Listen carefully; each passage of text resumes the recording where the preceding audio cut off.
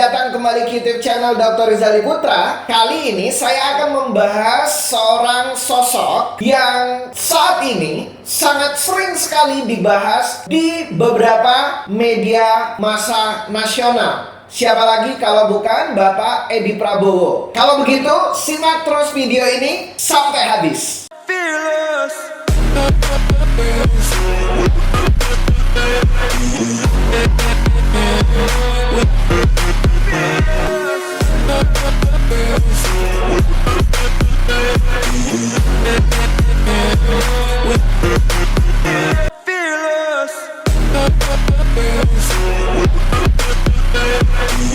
Hai semuanya, dukung terus channel ini dengan cara klik tombol subscribe, like, dan share dalam hitungan 5, 4, 3, 2, 1. Terima kasih dan selamat termotivasi. Hai semuanya, selamat datang kembali ke YouTube channel Dr. Rizali Putra. Nah, kali ini saya akan mengajak Anda membaca sebuah artikel ya, mengenal lebih dekat sosok Edi Prabowo. Wow, ternyata Bapak Edi Prabowo memiliki gelar doktor ya. Beliau ini adalah doktor ya, sarjana ekonomi dan magister manajemen, serta juga memiliki gelar master business administration. Bapak Dr. Edi Prabowo SEMM MBA lahir di Muara Enim, Sumatera Selatan pada tanggal 24 Desember 1972. Beliau berumur 47 tahun. Ya, kira-kira selisih 6 tahun dari saya. Tapi pencapaiannya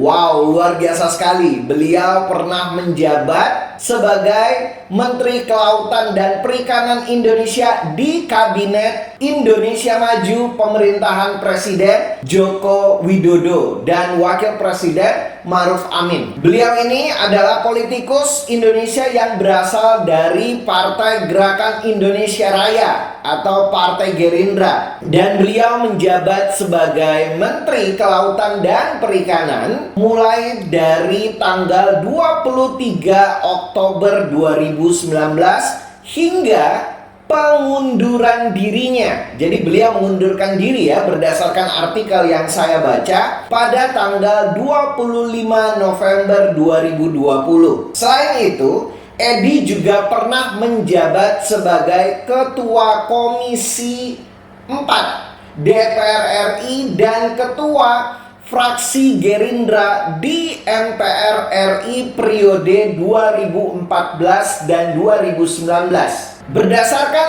artikel yang saya baca, pengganti dari Bapak Edi Prabowo adalah Bapak Luhut Binsar Panjaitan ya, di mana pendahulu ya Menteri Kelautan dan Perikanan Indonesia itu adalah Ibu Susi Pujiastuti. Nah, setelah itu baru Bapak Edi Prabowo dan digantikan oleh Bapak Luhut Binsar Panjaitan setelah Bapak Edi Prabowo mengundurkan diri. Beliau juga pernah menjabat sebagai anggota DPR RI Dapil Sumatera Selatan 1 dari fraksi Gerindra. Masa jabatan adalah 1 Oktober 2009 sampai 23 Oktober 2019. Wow, 2 periode ya. Pada tahun 2014, beliau meraih suara sebanyak 75.186 suara,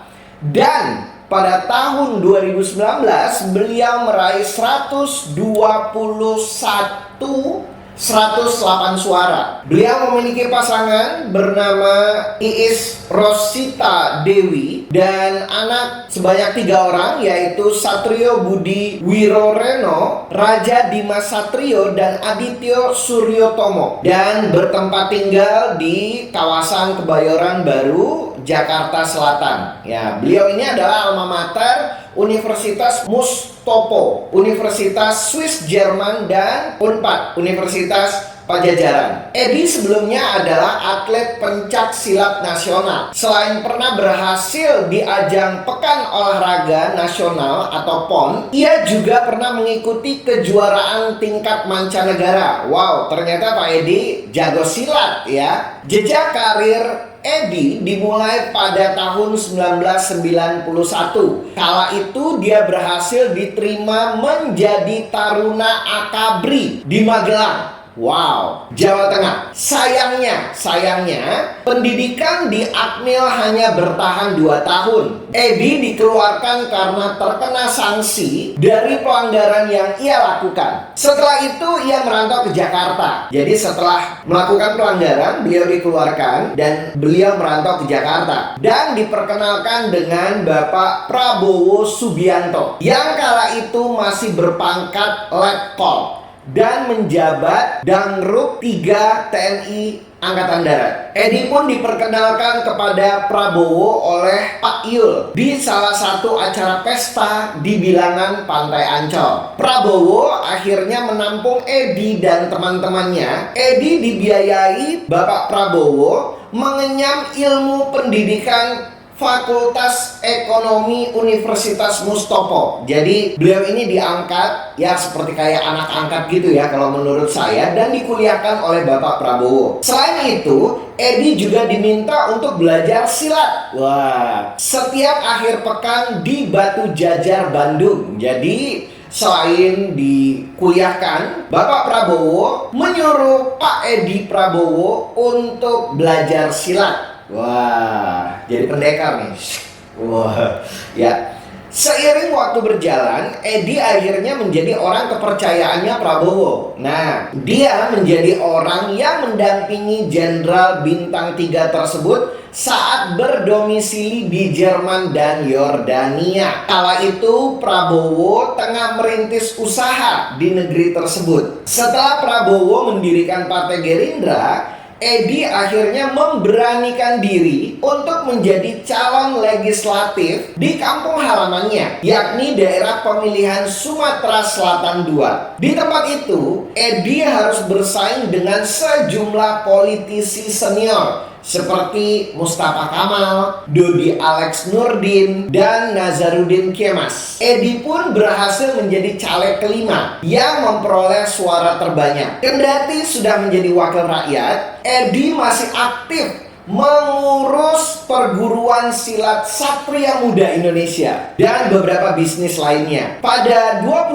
November 2020, nah disinilah berita dukanya. Pada 25 November 2020 dini hari, Bapak Edi Prabowo sebagai Menteri Kelautan dan Perikanan Republik Indonesia ditahan bersama istri dan kedua stafnya oleh penyidik dari Komisi Pemberantasan Korupsi KPK atas dugaan kasus korupsi ekspor benur setelah lawatan kunjungan kerja ke Amerika Serikat. Edi menjadi menteri pertama dan tercepat di pemerintahan Presiden Joko Widodo dan Wakil Presiden Ma'ruf Amin. Rekan-rekan, ini bukan satu berita yang sebenarnya enak untuk kita konsumsi. Sebenarnya ini adalah sebuah berita yang memprihatinkan. Tentunya nggak ada dari kita satupun yang mau melihat menterinya ditahan, apalagi karena kasus korupsi. Tentunya semua dari kita haruslah belajar dari ini semuanya, kehati-hatian ketika kita menjadi politikus. Walaupun saya bukan politikus, tapi tentunya rekan-rekan kita yang saat ini berkecimpung dan berkarir di dunia politik, tentulah tidak mudah bagi mereka semuanya untuk mampu tetap berada di track yang benar. Dan tentunya saya yakin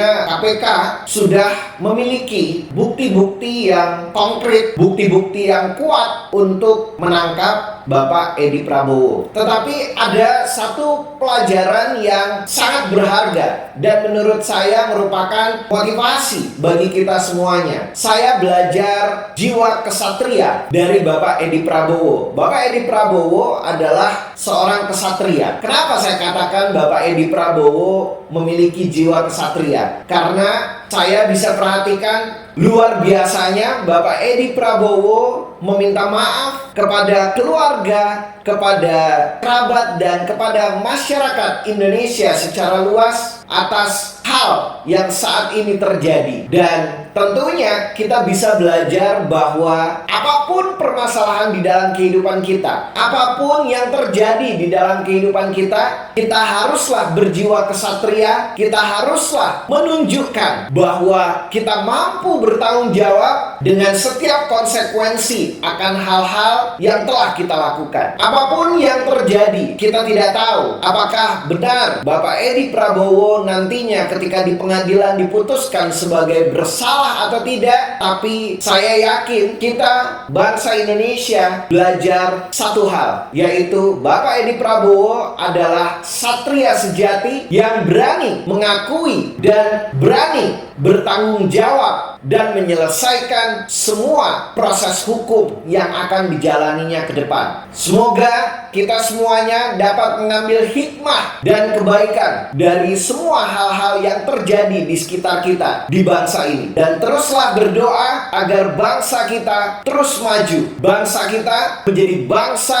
yang luar biasa. Sekian dulu sharing motivasi yang saya berikan kali ini. Terus alami perubahan bersama-sama dengan saya, Dr. Rizali Putra. Karena saya yakin Anda bisa, saya bisa, karena kita semua pasti bisa. Fearless.